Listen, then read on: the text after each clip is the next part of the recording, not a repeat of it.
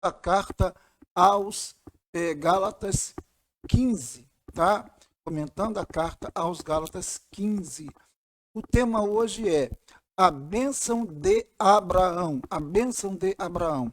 Se você quiser compartilhar este comentário bíblico, pode compartilhar. E se você quiser se inscrever no meu canal também, se inscreva no meu canal. O link está na página do Facebook, né?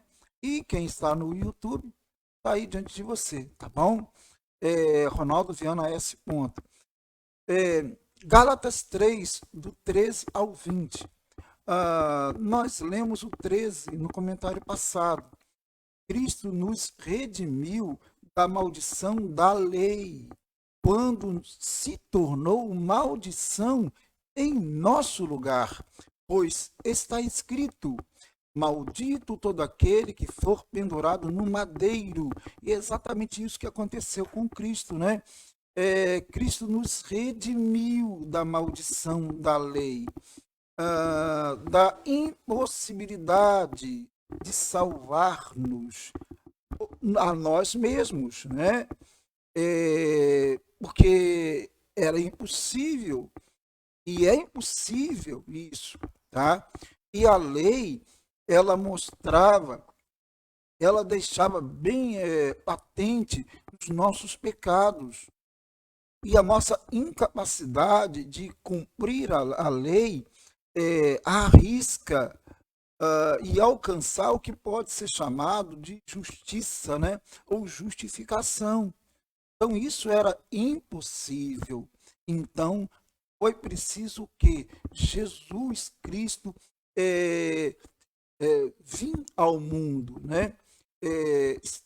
Viver entre nós e, através da sua morte, derramamento do seu sangue, tá? Livrar-nos, purificar-nos todo pecado, tá? Então ele se fez maldição em nosso lugar para nos redimir, nos resgatar, tá? É isso, nos resgatar, tirar, né, da escravidão do pecado. É isso, por aí, certinho? Beleza. Vamos lá então, agora o 14 diz assim: isso para que em Cristo Jesus a bênção de Abraão chegasse também aos gentios, para que recebêssemos a promessa do Espírito mediante a fé. Então é o tema nosso hoje, né? A bênção de Abraão, a promessa que Deus fizera a Abraão, mais ou menos no ano 2100 antes de Cristo, tá? E mais ou menos 600 anos antes de Moisés, tá? Abraão, então, foi, vamos dizer, chamado por Deus, né?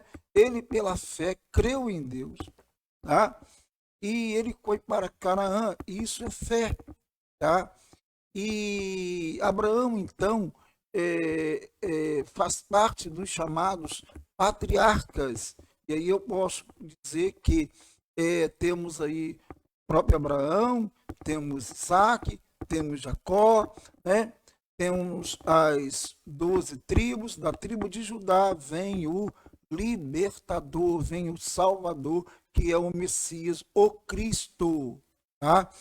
Então, isso para que em Cristo a bênção de Abraão chegasse também aos gentios, a justificação, né? Isso pela fé em Jesus Cristo, a salvação. Isso aí.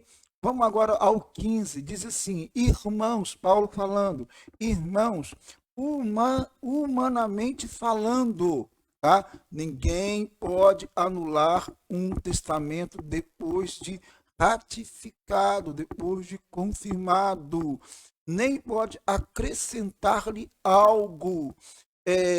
Ou seja, em outras palavras, ninguém pode anular a promessa feita a Abraão. Qual a promessa que foi feita a Abraão? através de Abraão, né, todas as famílias da terra seriam abençoadas. E como as famílias da terra seriam abençoadas? Claro, pela promessa feita de um descendente, no caso Jesus Cristo. Então, todo aquele que crê em Jesus Cristo é abençoado, alcança a justificação pela fé, alcança a salvação. É isso aí, ó. Tá vendo? Estamos entendendo esse texto aqui de Gálatas, capítulo 3, do 13 ao 20, tá? Como é bom ler a Bíblia, né? Estudá-la, como é bom.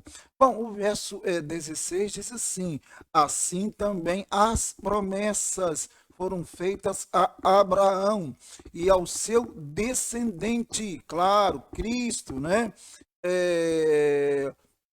Porque, obviamente, Cristo, da tribo de Judá, judeu, né, veio de Abraão, né? Lógico, né? E é isso que ele está dizendo aqui. Então, assim também as promessas foram feitas a Abraão e ao seu descendente. A Escritura diz, olha o que diz a Escritura, ou no caso, a Bíblia, né? E aos seus descendentes, como se falando de muitos, mas ao seu descendente, dando a entender que se trata de um só, isto é, Cristo. Então, a Bíblia falava de um descendente, ou o descendente único, e aqui foi colocado com letra maiúscula para identificar, para destacar, que refere-se ao descendente que é Cristo Jesus. Então, né, a partir de Abraão, pela fé, que Abraão é o pai da fé, né? Foi feita a promessa desse descendente. É óbvio que se nós analisarmos, porque quando Paulo fala isso daqui, ele está começando de Abraão como pai da nação israelita, mas nós sabemos que a promessa, na verdade, do descendente Jesus Cristo já tinha sido feita lá, bem lá, em Gênesis, no capítulo 3, 15, por exemplo, que fala do descendente. Mas Paulo aqui está pegando, né, Abraão como pai da nação israelita, que fala da promessa. É isso aí, entende? Deu para entender? Ah, muito bem, né? Então é isso aí, ó.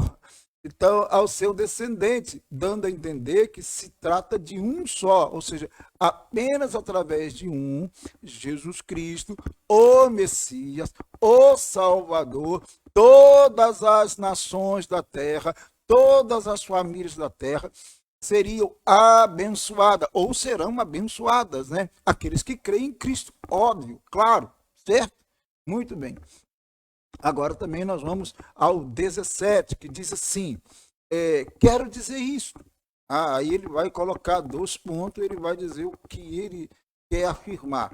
A lei que veio 430 anos depois não anula a aliança previamente estabelecida por Deus, tá? De modo que venha a invalidar a promessa. Vamos entender esse texto, esse verso aqui. Quero dizer isso, quer dizer, ele vai explicar agora com 2 pontos, ele vai tentar resumir o pensamento dele, né? A lei que veio 430 anos depois, observação, tá? É claro que quando ele fala 430 anos depois, ele está falando, pegando como ponto de partida José e não Abraão. Se ele pegasse Abraão, então ele teria que ter colocado aqui mais ou menos 600 anos, mas ele não fez isso. Ele pegou com José, tá? Porque José entra no Egito, tá? Então, considera-se os patriarcas de Abraão até ali, no caso, Jacó e os 12 filhos de Jacó, certinho? Então, deu para entender? Por isso que ele fala 430 anos, porque ele está partindo de José. que viveu em 1890, mais ou menos aí, antes de Cristo, tá? Mais ou menos, tá? E aí, e Moisés irá chegar lá no ano 1450, chegar como o libertador, né? É um momento que ele é chamado por Deus para tirar os israelitas do Egito, e todo mundo sabe que Israel ficou no Egito 430 anos. Então, é isso que Paulo está falando, né?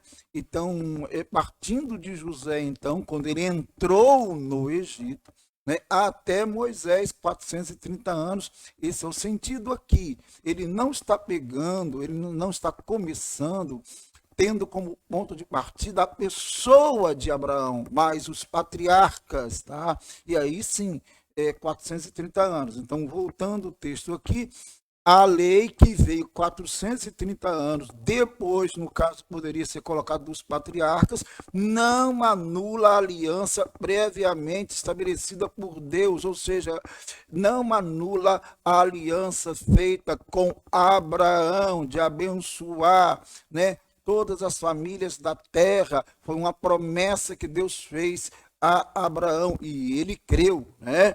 Então não anula, a lei não anula a promessa, claro que não, né? Senão nós estaríamos perdidos. E ele está explicando isso exatamente aos judeus, judaizantes, né? Legalistas que queriam colocar a lei acima da fé, né? É isso aí, tá? Bom, dando a entender que se trata de um só, isto é Cristo, tá? Cristo descendente, né? Aliás, o 17, né? Eu voltei lá no 16, agora o 17, né? Então, a lei que veio 430 anos depois não anula a aliança previamente estabelecida por Deus com Abraão, como eu falei aqui, de modo que venha a invalidar a promessa, ou seja, a lei não vai invalidar a promessa, claro que não tem sentido isso. A promessa, a fé, vem antes da lei, tá? Que entendamos, compreendamos isso daí. A lei, ela tem uma função pedagógica, eu já falei isso daqui. A lei tem uma função pedagógica, ela vai nos ensinar, ela vai nos conduzir a Cristo, porque ela mostra para a gente a impossibilidade de vivermos totalmente, plenamente as regras, as normas da lei mosaica, né? Então, a lei mostra para a gente, quando ela mostra isso para a gente, mostra a nossa incapacidade de alcançarmos, por exemplo, a justiça. Então, eu entendo que eu preciso de Jesus, eu entendo que eu preciso de Cristo, tá? Porque eu não sou salvo pela lei, ninguém pode ser salvo pela lei. Não existe ninguém que conseguiu ser bom suficientemente, a não ser Cristo, é claro, né? Para ser salvo pela lei, tá? Ou através da lei, tá? Ninguém conseguiu ser bom para isso, ninguém conseguiu ser justo para isso, tá certo? Então que fique claro isso, só Jesus pode nos salvar, só Ele pode nos redimir, só Jesus Cristo. Volto a afirmar, as práticas da lei, por mais que eu pratique boas obras, elas não vão salvar-me, e elas não salvam ninguém. É por isso que Cristo veio exatamente para isso, para nos salvar, nos redimir, tá? Porque a lei, ela mostrou os nossos pecados e nos conduz a Cristo, que nos purifica do pecado. É isso, né? Entendamos as Escrituras.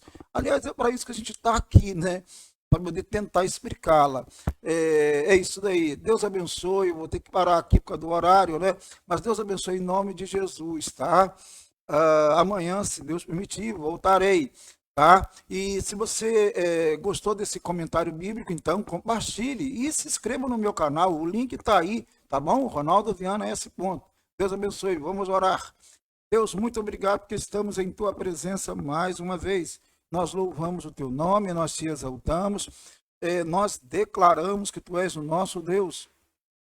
nós o honramos e o glorificamos. Em nome de Jesus, abençoe nossas vidas, a vida de cada um que está ouvindo. Em nome de Cristo, abençoe o Brasil, as autoridades constituídas desta nação. Em nome de Jesus, abençoe grandemente, Senhor.